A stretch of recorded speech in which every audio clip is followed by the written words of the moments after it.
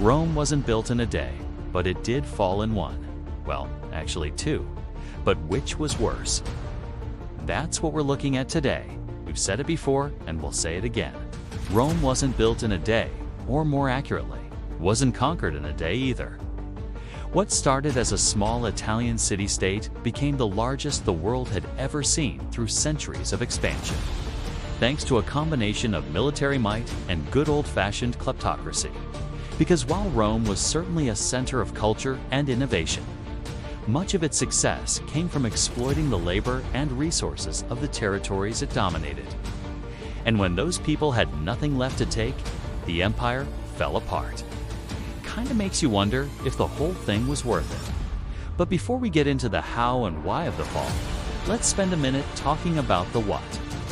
You see, the Roman Empire is commonly divided into two halves, with the fall of each marking the end of an era. And while the second period is generally considered more significant, both are worth exploring since the roots of Rome's later problems can be found in its earlier years. So first off, there was the Roman Kingdom, 753–509 BCE.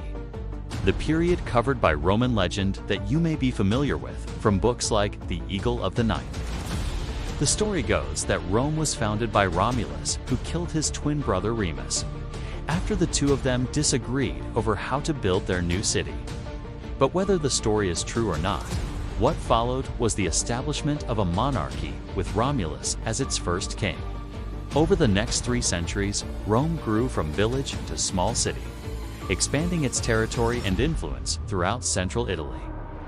It was during this time that Rome also developed its first republican institutions, which would come to define the next period in the city's history. The Roman Republic, 509 BCE, 227 BCEC. In 509 BCE, the ruling monarch was deposed and Rome was declared a republic with elected officials instead of a king. And while this may sound like a progressive move, it's important to remember that Rome was hardly a beacon of democracy, at least not for most of its population. See, the republic was ruled by a complex system of elected and appointed officials, most of whom were wealthy landowners. Most adult males could vote, but only property owners. And while the common folk could serve in the military, they never had any real control over the government. Instead, the republic was run by a handful of elite families who used their influence to gain personal wealth and power, often at the expense of Rome's allies and subjects. And eventually, this would lead to the fall of the republic and the rise of the Roman Empire. Thanks to a series of civil wars, Julius Caesar emerged as the dominant figure in Roman politics, setting him up as the first of the emperors.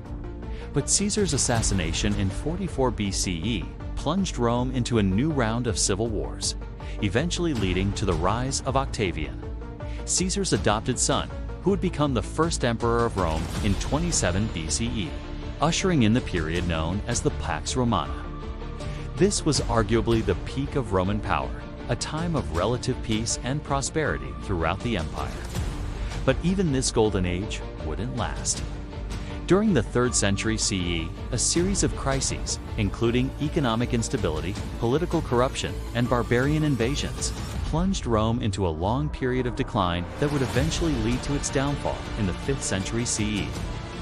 By that point, the empire had already been sacked twice, first by the Visigoths in 410, and then by the Vandals in 455. And while the city did recover from those attacks, it was clear that Rome was no longer the dominant power in Europe, and just a few decades later, it would fall for a third and final time.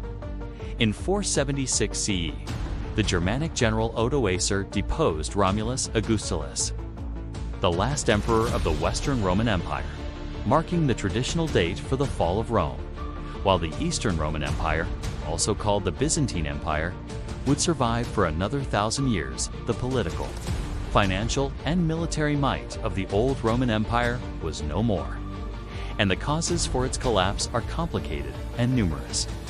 Scholars have pointed to everything from climate change to the spread of Christianity as reasons for Rome's fall, though no single factor can fully explain the decline of such a complex system.